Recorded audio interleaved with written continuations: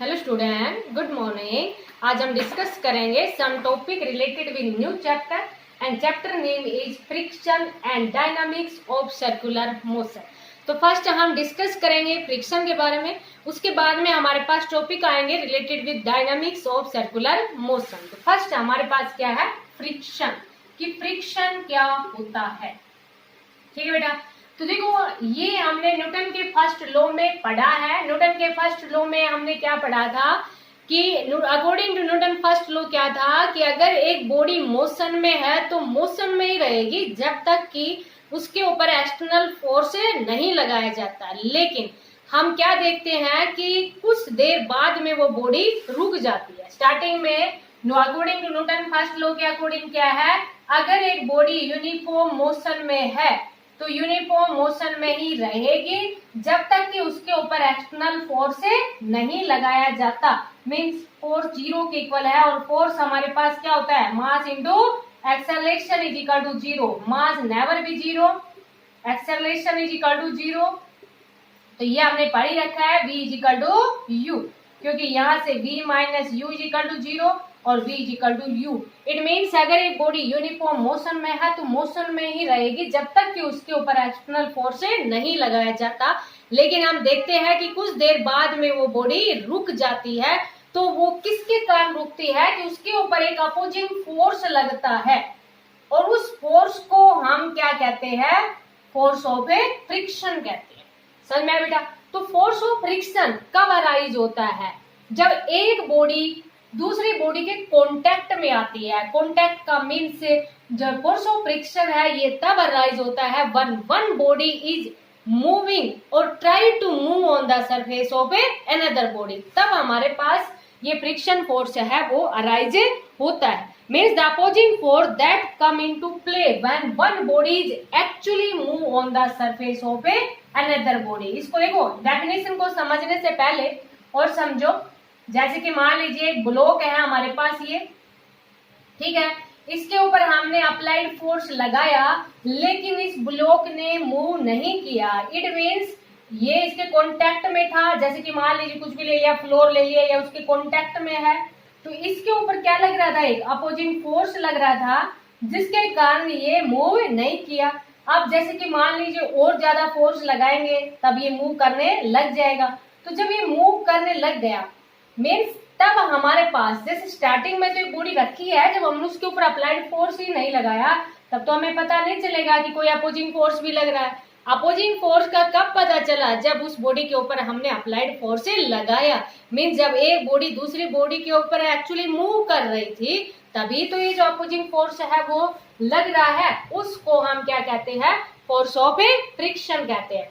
जब तक कि देखो जो अपोजिंग फोर्स, जैसे इस कंडीशन में ये अपोजिंग फोर्स लग रहा है बॉडी के ऊपर, तो ये इस अपोजिंग फोर्स को हम स्टैटिक फ्रिक्शन बोलते हैं।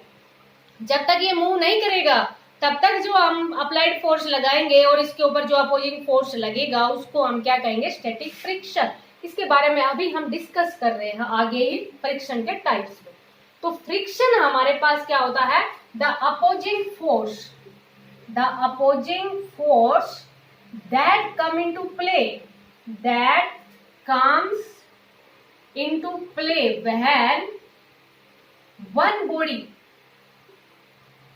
when one body is actually moving on the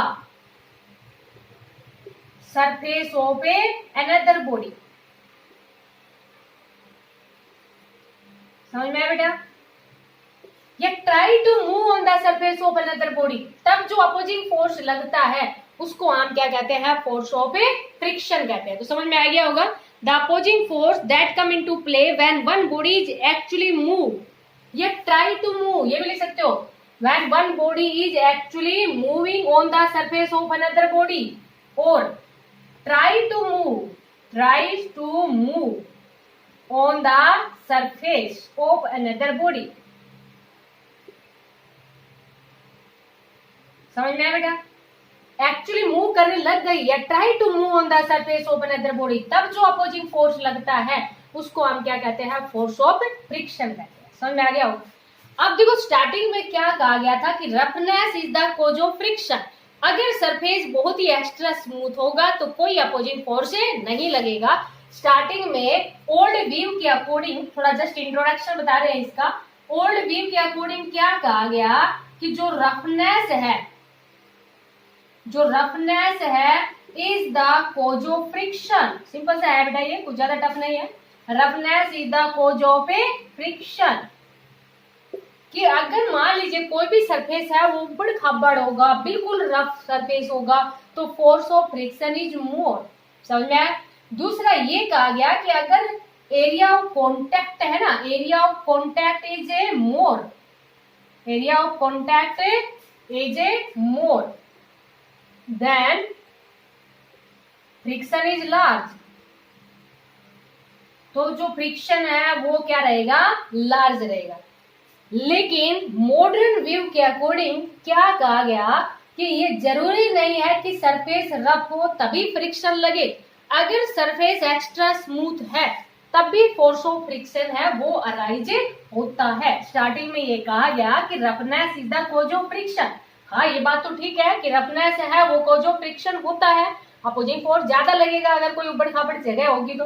चल में, लेकिन अगर सरफेस हमारे पास एक्स्ट्रा स्मूथ है, सरफेस अगर एक्स्ट्रा स्मूथ है तब भी फ्रिक्शन है वो अराइज होता है। क्यों? क्योंकि अगर मान लीजिए कितना भी एक्स्ट्रा स्मूथ सरफेस हो, जब उसको माइक्रोस्कोप की हेल्प से उस सरफेस को देखते हैं तो उसके अंदर भी कुछ इररेगुलरिटीज नजर आती है। इस तरह से इररेगुलरिटीज नजर आती है कि when this extra smooth surface is seen with the help of microscope. देखो, माइक्रोस्कोप होता है जो छोटी चीजों को देखने के लिए, नजदीक की चीजों को देखने के लिए, जिनको हम नेक्ड आई से नहीं देख सकते, उनको देखने के लिए किसकी जरूरत पड़ती है, किसकी जरूरत लेते हैं हम, या किसको यूज करते हैं, माइक्रोस्कोप को।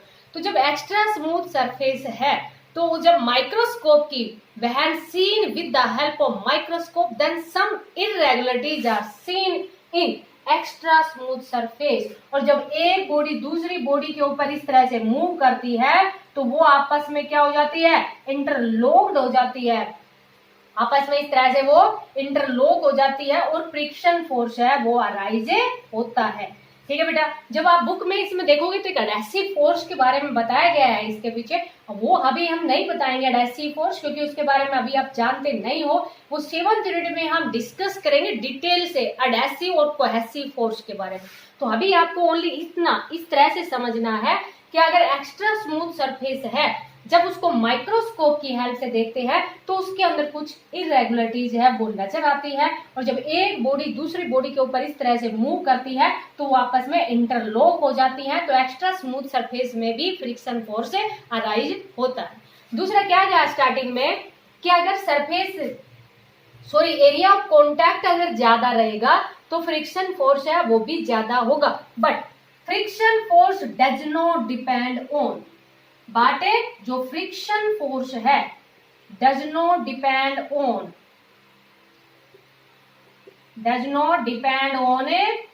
Area of contact. Area of contact mean से अगर ज्यादा हो, एरिया इज लार्जर और एरिया इज स्मॉलर, तो उसके ऊपर डिपेंड नहीं करता।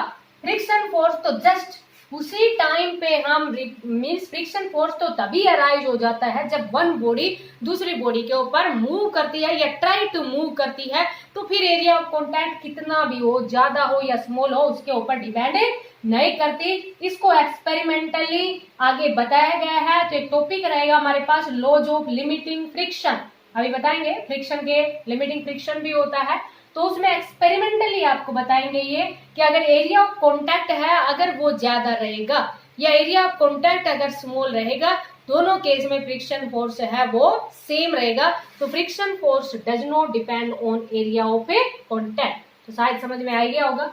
अब हम टाइप्स ऑफ फ्रिक्शन की बात करते हैं। टाइप्स ऑफ ए फ्रिक्शन कि फ्रिक्शन है वो कितने टाइप का होता है। तो हमारे पास 2 टाइप्स के फ्रिक्शन की बात करते हैं। एक होता है एक्सटर्नल फ्रिक्शन, नाम से पता चल रहा है जो हमें दिखाई दे रहा है, मीन्स जैसे कि जो वन बॉडी है वो दूसरी बॉडी के ऊपर मूव करती है, या there is a relative motion हो बिटवीन द टू बॉडीज, तब जो फ्रिक्शन फोर्स होता है उसको हम क्या कहते हैं, एक्सटर्नल फ्रिक्शन। और सेकंड हमारे पास क्या है, इंटरनल फ्रिक्शन। तो टाइप्स ऑफ फ्रिक्शन की बात करते हैं तो टू टाइप्स के फ्रिक्शन है। फर्स्ट हमारे पास क्या है, एक्सटर्नल फ्रिक्शन, और सेकंड वन क्या कहा गया, इंटरनल फ्रिक्शन। तो देखो बेटा, ये एक्सटर्नल फ्रिक्शन है वो क्या होता है हमारे पास कि when two bodies in contact with each other, जब दो बॉडी है वो कांटेक्ट में है एक दूसरे के, या हम ये कह देंगे there is actual relative motion between the two, या तो हम ये कह देंगे कि when two bodies are in contact with each other,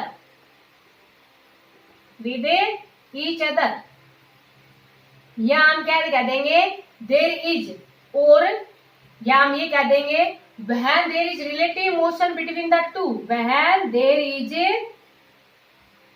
relative motion between the two bodies। Means just आप इसको इस तरह समझो, जैसे एक बॉडी दूसरी बॉडी के कांटेक्ट में है तब जो फ्रिक्शन अराइज हो रहा है, जो हमें बाहर से दिख रहा है, उस फ्रिक्शन को हम क्या कहते हैं, एक्सटर्नल फ्रिक्शन कहते हैं। समझ में आया बेटा? तो जैसे कि वन बॉडी है वो एक्चुअली कांटेक्ट में है दूसरी बॉडी में, या ट्राई टू मूव, या एक्चुअल रिलेटिव मोशन है बिटवीन द टू बॉडीज, तब जो फ्रिक्शन फोर्स अराइज हो रहा है उसको हम क्या कहते हैं, एक्सटर्नल फ्रिक्शन। इंटरनल जो फ्रिक्शन होता है, जैसे कि हम आगे पढ़ेंगे 7th यूनिट में टॉपिक रहेगा विस्कोसिटी रहेगा हमारे पास। मींस जैसे कि ये अराइज होता है on account of relative motion between every two layers, it arise on account of, जो हमारे पास जैसे कि जो लेयर्स होंगे ना, जैसे विस्कोसिटी की बात करेंगे हम फ्लूइड इन मोशन में, तो account of relative motion between two layers, between every two layers. Means जैसे कि वाटर के अंदर जो लेयर्स होती हैं, अब हमें बाहर से तो नहीं दिखा रही, लेयर्स दिख नहीं रही हमें, तो उनके बीच में भी फ्रिक्शन फोर्स है वो लगता है। तो जैसे कि फॉर एग्जाम्पल हम ये आगे पढ़ेंगे डिटेल से, किसके अंदर पढ़ेंगे, विस्कोसिटी। जो विस्कोसिटी होता है, एक हमारे पास जो अपोजिंग फोर्स होता है between different layers of liquid में, उसको हम क्या कहते हैं, विस्कोसिटी कहते हैं। जैसे शायद आपको थोड़ा सा बताया भी था कि जैसे कि मान लीजिए एक ट्यूब है, ट्यूब के अंदर जो पानी है, तो आप देखते हैं कि जो बीच वाला पार्ट होता है ना, उसमें तो बहुत स्पीड से पानी आता है, और जैसे जैसे सरफेस के कांटेक्ट में जो लेयर होती हैं उनमें जो पानी का फ्लो है वो कम होता है। और जैसे आपने मान लीजिए, जैसे भी आपके पास जो ट्यूब थी पानी भर के, आपने उसको बिल्कुल इस तरह से आपने हिला के भी उसको रख दिया, तब भी आप देखते हैं कि कुछ ड्रॉपलेट उसमें बाद में भी आपको गिरी हुई नजर आती हैं, क्योंकि जैसे ये ट्यूब थी तो इनके बीच में, जैसे लेयर थी लिक्विड की, तो इनके बीच में जो फ्रिक्शन फोर्स अराइज होता है, या different layers, every two layers के बीच में भी फ्रिक्शन फोर्स अराइज होता है, उसको हम क्या कहते हैं, इंटरनल फ्रिक्शन। अभी हम डिस्कस करेंगे ओनली एक्सटर्नल फ्रिक्शन के बारे में। इंटरनल फ्रिक्शन, विस्कोसिटी डिटेल से पढ़ेंगे टॉपिक 7th यूनिट में, तब तक आप वेट करें विस्कोसिटी के लिए, ठीक है बेटा? तो अभी हम एक्सटर्नल फ्रिक्शन के बारे में पढ़ेंगे।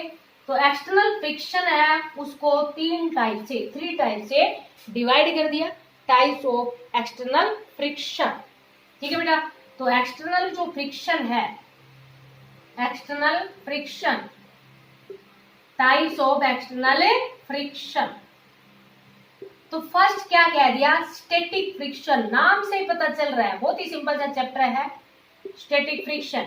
सेकंड क्या कह दिया, लिमिटिंग फ्रिक्शन, और थर्ड क्या कह दिया, काइनेटिक फ्रिक्शन, और काइनेटिक को फर्दर डिवाइड किया गया है आगे, लिमिटिंग फ्रिक्शन, थर्ड क्या कह दिया, काइनेटिक फ्रिक्शन, और काइनेटिक फ्रिक्शन है उसको फर्दर डिवाइड किया गया है स्लाइडिंग फ्रिक्शन, और second one is a rolling friction. समझ में आया बेटा? इनके बारे में अब हम पढ़ेंगे। स्टैटिक फ्रिक्शन क्या है, लिमिटिंग फ्रिक्शन क्या है, और जो काइनेटिक फ्रिक्शन है वो क्या है, इनके बारे में हम आगे अभी डिटेल से पढ़ेंगे। ठीक है बेटा? तो देखो, पहले स्टार्टिंग में हम पढ़ते हैं स्टैटिक फ्रिक्शन। तो देखो, ये जो स्टैटिक फ्रिक्शन है, नाम से पता चल रहा है स्टैटिक फ्रिक्शन। स्टैटिक मीन्स क्या होता है, रेस्ट। ठीक है बेटा? तो स्टैटिक फ्रिक्शन है, वैसे ही आगे हमारे पास कौन सा फ्रिक्शन आ जाएगा, लिमिटिंग फ्रिक्शन आ जाएगा। ठीक है?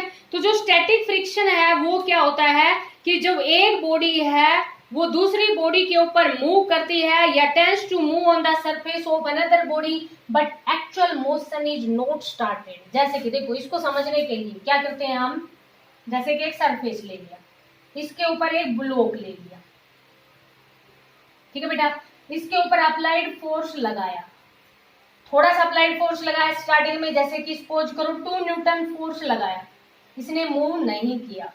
फिर क्या किया, पहले 2 न्यूटन फोर्स लगाया इस ब्लॉक के ऊपर, तब भी इसने मूव नहीं किया।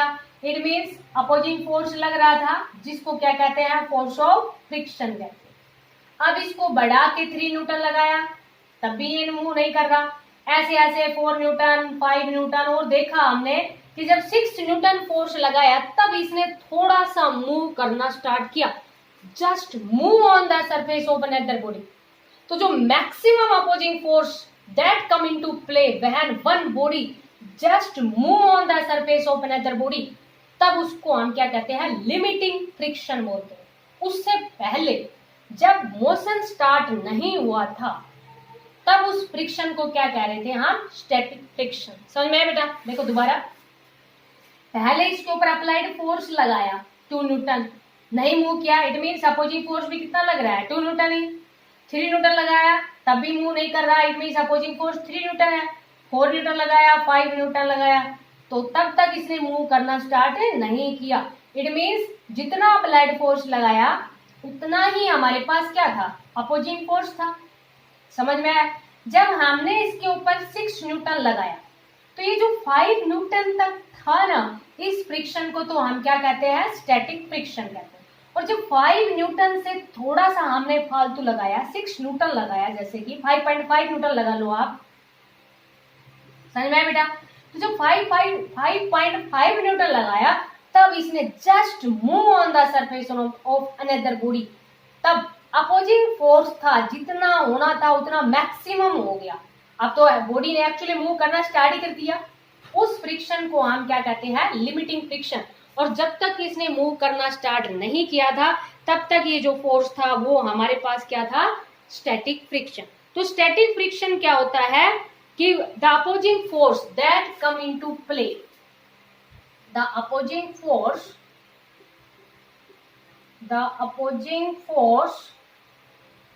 that come into play when one body tends to move on the surface of another body, but actual motion is not started, लेकिन मोशन स्टार्ट नहीं हुआ, उसको हम क्या कहते हैं, स्टैटिक फ्रिक्शन कहते हैं। समझ में आया बेटा? मीन्स जो एक्चुअल मोशन है, हैज yet not started लिख दो, या actual motion is not started, उसको हम क्या कहते हैं, स्टैटिक फ्रिक्शन कहते हैं। समझ में आया बेटा? अब जैसे कि मान लीजिए अभी उस बॉडी के ऊपर हमने 5 न्यूटन तक फोर्स लगाया था, तो तब तक जब 5 न्यूटन तक फोर्स लगाया था तब तक बॉडी ने मूव करना स्टार्ट नहीं किया था। इट मीन्स स्टैटिक फ्रिक्शन था वो हमारे पास कितना था, 5 न्यूटन तो था ही। समझ में आया बेटा? तो और ये जो स्टैटिक मोशन है वो सेल्फ एडजस्टिंग होता है, इसके बारे में हम आगे डिस्कस करेंगे। दूसरा, जो स्टैटिक फ्रिक्शन है ये अपोज करता है इम्पेंडिंग मोशन को। स्टैटिक फ्रिक्शन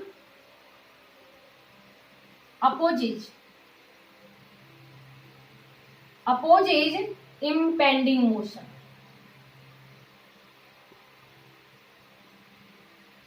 मीन्स अपोज तो करेगा ही, लेकिन इम्पेंडिंग मोशन का मतलब क्या होता है कि जब उतना ही फ्रिक्शन फोर्स लगना जितना कि अप्लाइड फोर्स लगाया, तब उस मोशन को हम क्या कहते हैं, इम्पेंडिंग मोशन कहते हैं। समझ में आया बेटा? स्टैटिक फ्रिक्शन एक सेल्फ एडजस्टिंग फोर्स होता है। सेल्फ एडजस्टिंग कैसे? जैसे कि मान लीजिए एक बॉडी है, इसके ऊपर अप्लाइड फोर्स लगाया, लेकिन जितना अप्लाइड फोर्स लगा रहे थे, क्योंकि मोशन तो स्टार्ट हुआ ही नहीं, तो उतना ही हमारे पास क्या लग रहा है, फ्रिक्शन फोर्स लग रहा है। दूसरा, हर बॉडी का अपना क्या होता है, वेट होता है, और ये हमने पढ़ ही लिया न्यूटन के थर्ड लॉ के अकॉर्डिंग कि जो फोर्स है वो always exist in pair, single force never exist in nature. It means जैसे कि मान लीजिए ब्लॉक है, ये कोई भी सरफेस ले लिया, जैसे टेबल ही ले ली, टेबल के ऊपर रखा है, weight acting vertically downward, table इसको सपोर्ट कर रही है, जिसको हम क्या कहते हैं, नॉर्मल रिएक्शन। तो सेल्फ एडजस्टिंग फोर्स का मतलब क्या होता है, self adjusting force. Static friction है वो एक सेल्फ एडजस्टिंग फोर्स है। सेल्फ एडजस्टिंग फोर्स का मतलब नाइदर तो magnitude nor the direction fix नहीं है, बट क्या है कि जितना अप्लाइड फोर्स लगाया उतना ही क्या लगा था, फोर्स ऑफ फ्रिक्शन, और जितना वेट था उतनी ही क्या है, normal reaction, because the actual motion is yet not started. Actual motion तो स्टार्टेड नहीं हुआ। तो हम क्या कह देंगे कि जो स्टैटिक फ्रिक्शन है वो कैसा होता है, सेल्फ एडजस्टिंग फोर्स होता है या सेल्फ एडजस्टिंग फ्रिक्शन होता है। समझ में आया बेटा? अब जैसे कि हमने क्या देखा था कि एक जो बॉडी थी, जैसे अप्लाइड फोर्स लगाया, अब आगे इसको रफ करते हैं फिर समझाते हैं बेटा। अब देखो हमारे पास क्या था कि अप्लाइड फोर्स हम लगाते रहे, और इधर हम क्या ले लेते हैं, फोर्स ऑफ फ्रिक्शन ले लेते हैं, अप्लाइड फोर्स, और इधर हमने क्या ले लिया, फोर्स ऑफ फ्रिक्शन ले लिया। तो जितना अप्लाइड फोर्स लगाया उतना ही हमारे पास फोर्स ऑफ फ्रिक्शन था, क्योंकि बॉडी ने मूव करना स्टार्ट किया ही नहीं था। और फिर वो अपोजिंग फोर्स है वो मैक्सिमम हो गया। उसके बाद में बॉडी जब मैक्सिमम हो जाती है तो बॉडी एक्चुअली मूव करना स्टार्ट कर देती है। तो ये जो यहां तक, इसको तो हम क्या कह देंगे, स्टैटिक फ्रिक्शन कह देंगे। और जब ये मैक्सिमम हो जाता है ना, इसको हम क्या कहते हैं, लिमिटिंग फ्रिक्शन कहते हैं। और जब इसने एक्चुअली मूव करना स्टार्ट कर दिया, इसको हम क्या कहते हैं, काइनेटिक फ्रिक्शन कहते हैं। देखो इस चीज को दोबारा समझो। स्टैटिक फ्रिक्शन तो आपको समझ में आ गया होगा बेटा, कि जैसे कि उस बॉडी के ऊपर जब हमने 5 न्यूटन फोर्स लगाया, तब तक उस बॉडी ने मूव करना स्टार्ट नहीं किया था। इट मीन्स उसके ऊपर स्टैटिक फ्रिक्शन कितना था, 5 न्यूटन। लेकिन जैसे ही हमने उसके ऊपर 5 न्यूटन से थोड़ा सा ज्यादा लगाया, तब उसने मूव करना स्टार्ट कर दिया। इसका मतलब जितना अपोजिंग फोर्स था मैक्सिमम हो चुका। उसके बाद में जब जितना भी फोर्स हम आगे लगाएंगे तो बॉडी है वो एक्चुअली मूव ही करेगी। तो लिमिटिंग फ्रिक्शन क्या होता है, maximum opposing force that come into play when one body is just verge या move on the surface of a another body. तो लिमिटिंग फ्रिक्शन, लिमिटिंग फ्रिक्शन क्या होता है, द मैक्सिमम अपोजिंग फोर्स। समझ में आ गया होगा आपको कि मैक्सिमम मतलब बस अब जो अप्लाइड फोर्स लगाएंगे तो फोर्स ऑफ फ्रिक्शन की वैल्यू नहीं बढ़ने वाली। 5 न्यूटन तक थी, 5.5 या 5.1 लगाते ही तो बॉडी ने मूव करना स्टार्ट कर ही दिया। तो अपोजिंग फोर्स है वो ओवरकम हो गया, मीन्स अपोजिंग फोर्स है वो मैक्सिमम हो चुका है। बस the maximum opposing force, opposing force जब जो maximum opposing force that come into play, that come into play when one body just verge as the या just move on the surface of another body। समझ में आया बेटा? जैसे कि यह भी आपको बताया था कि 5 न्यूटन लगाया तब तक बॉडी ने मूव करना स्टार्ट नहीं किया था। जैसे ही 5.1 न्यूटन लगाया, just move on the surface of another body, तो मैक्सिमम अपोजिंग फोर्स आ चुका। अब उसके बाद में तो जितना भी अप्लाइड फोर्स लगाएंगे, जितना ज्यादा लगाएंगे उतना ही बॉडी ज्यादा स्पीडली मूव करेगी। समझ में आया बेटा? तो जो maximum opposing force that come into play when one body just verge या move on the surface of a another body, उस फ्रिक्शन को हम क्या कहते हैं? Limiting friction. तो इट मीन्स ये वैल्यू थी वो हमारे पास क्या हो गई? मैक्सिमम हो गई। जैसे कि मान लीजिए ये कहते हैं हम ए, इसको हमने ओ दे दिया, तो ओ से यहां तक तो हमारे पास क्या था? Static friction.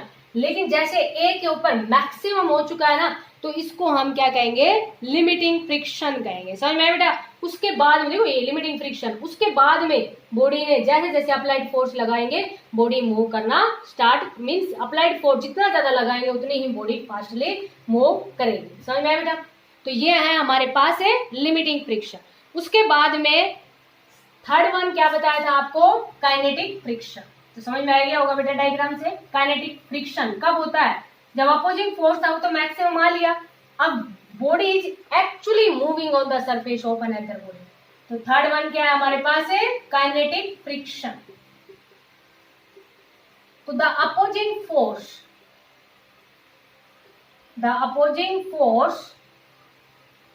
that comes into play when one body actually move on the surface of, when one body actually move on the surface of a another body, means जो काइनेटिक फ्रिक्शन है हमारे पास वो लेस होता है किससे? Limiting friction से। क्योंकि ये तो हमारे पास क्या होता है? मैक्सिमम। उसके बाद में तो जितना ज्यादा अप्लाइड फोर्स लगाएंगे बॉडी उतनी ही फास्टली मूव करेगी। समझ में बेटा? तो काइनेटिक फ्रिक्शन समझ में आ गया होगा। काइनेटिक फ्रिक्शन को फर्दर डिवाइड किया गया है टू टाइप से, जिसको फर्स्ट क्या कह देंगे? Sliding friction. तो the opposing force that come into play when one body actually slide on the, या one body slide करना, sliding का मतलब जानते हो ना? फिसलना। sliding on the surface of a another body, तो उसको हम क्या कहेंगे? sliding friction कहेंगे। समझ में बेटा? उसको क्या बोल देंगे? sliding friction। सेकेंड वन हमारे पास क्या होता है? इसके अंदर रोलिंग फ्रिक्शन होता है। तो the opposing force that come into play when one body rolls का मतलब जानते हो ना? जैसे पहिए होते हैं। अब यहाँ पर भी हमारे पास जैसे कि एक रोलिंग फ्रिक्शन है, एक स्लाइडिंग फ्रिक्शन है। रोलिंग फ्रिक्शन कम होता है, स्लाइडिंग फ्रिक्शन ज्यादा होता है।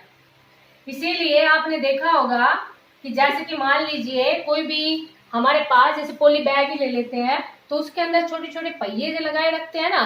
क्यों? क्योंकि जैसे मान लीजिए बहुत ज्यादा वजन है हमारे पास, तो उसमें जैसे वो पहिए है वो रोल्स करेंगे, फ्रिक्शन फोर्स अपोजिंग फोर्स कम लगेगा, और जैसे हम अप्लाइड फोर्स लगाएंगे बॉडी मूव करती रहेगी। समझ में बेटा? एक स्लाइड करना होता है, जैसे कि मान लीजिए एक चीज को हम ऐसे स्लाइड करते हैं, एक उसको हम रोल करते हैं, तो क्या होता है हमारे पास? जो रोलिंग फ्रिक्शन है ना, रोलिंग फ्रिक्शन उसकी वैल्यू कम होती है। किससे? स्लाइडिंग फ्रिक्शन से। समझ में आ गया होगा बेटा? इसीलिए आप देखते हैं कि जैसे कि मान लीजिए किसी कोई ठेला ही है हमारे पास, तो उसमें भी नीचे टायर लगाए रखते हैं ताकि रोलिंग फ्रिक्शन है वो कम है, बॉडी को स्लाइड करने में थोड़ा हमें ज्यादा फोर्स लगाना पड़ता है, क्योंकि स्लाइडिंग फ्रिक्शन है वो ज्यादा होता है, अपोजिंग फोर्स ज्यादा लगेगा, हमें ज्यादा फोर्स लगाना पड़ेगा। इसीलिए क्या कर लेते हैं? उसको रोल्स फ्रिक्शन में कन्वर्ट कर लेते हैं, मीन्स पहिए इस तरह से इनका यूज कर लेते हैं। तो ये है हमारे पास रोलिंग फ्रिक्शन। ठीक है बेटा? तो काइनेटिक फ्रिक्शन है उसको फर्दर टू टाइप से डिवाइड किया गया है। First one is sliding friction and second one is a rolling friction. समझ में बेटा?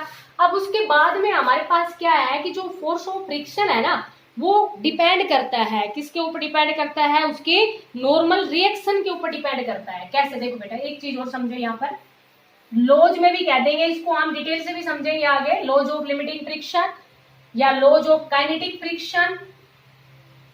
तो अभी काइनेटिक की बात कर रहे हैं तो काइनेटिक का ही पढ़ लेते हैं पहले। Laws of kinetic friction. तो जो फोर्स ऑफ फ्रिक्शन है ना, देखो अप्लाइड फोर्स को P से रिप्रेजेंट किया है और फोर्स ऑफ फ्रिक्शन को F से रिप्रेजेंट किया। ये डायरेक्टली प्रोपोर्शनल होता है किसके? नॉर्मल रिएक्शन के।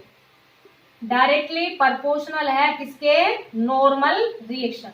Normal reaction means wait.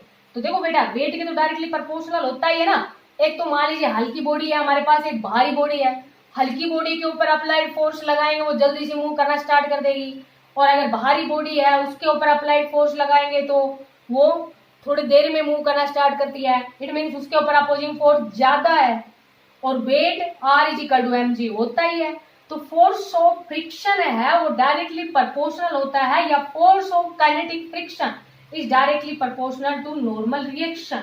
और जब इस प्रोपोर्शनलिटी को हटाते हैं तो हमारे पास म्यू आता है, और म्यू को हम क्या कहते हैं, कोफिशिएंट ऑफ ए फ्रिक्शन। इसके बारे में आगे हम डिटेल से पढ़ेंगे। टॉपिक ही हमारे पास कोफिशिएंट ऑफ फ्रिक्शन रहेगा। हर बॉडी के लिए इसकी वैल्यू अलग अलग होती है, ठीक है बेटा, क्योंकि अगर स्मूथ बॉडी है तो कोफिशिएंट ऑफ फ्रिक्शन की वैल्यू कम हो जाएगी, अगर स्मूथ बॉडी नहीं है, रफ बॉडी है, तो कोफिशिएंट ऑफ फ्रिक्शन की वैल्यू ज्यादा हो जाएगी। समझ में आया? तो ये laws of kinetic friction first समझ में आया। सेकंड वन यही है कि काइनेटिक फ्रिक्शन है वो does not depend upon A area of contact. ये हम डिटेल से आगे पढ़ेंगे। काइनेटिक फ्रिक्शन हो या आपके पास किसी भी टाइप का फ्रिक्शन हो, kinetic friction does not depend on area of contact. Experimentally ये किया गया है, आपको समझ आ ही जाएगा कि काइनेटिक फ्रिक्शन है वो does not depend on area of A contact, कि अगर एरिया ऑफ कॉन्टैक्ट है वो आपके पास कितना भी हो, ज्यादा है या कम है, तो उसके ऊपर डिपेंड नहीं करता। तो शायद आपको ये समझ में आ गया होगा फ्रिक्शन क्या होते हैं, कितने टाइप्स के फ्रिक्शन है। फर्दर हम एक्सटर्नल फ्रिक्शन के बारे में पढ़ेंगे अभी इस चैप्टर में, और एक्सटर्नल फ्रिक्शन है उसको फर्दर 3 टाइप से डिवाइड किया गया है। तो शायद आपको ये अच्छे से समझ में आ गया होगा। Thank you, have a nice day.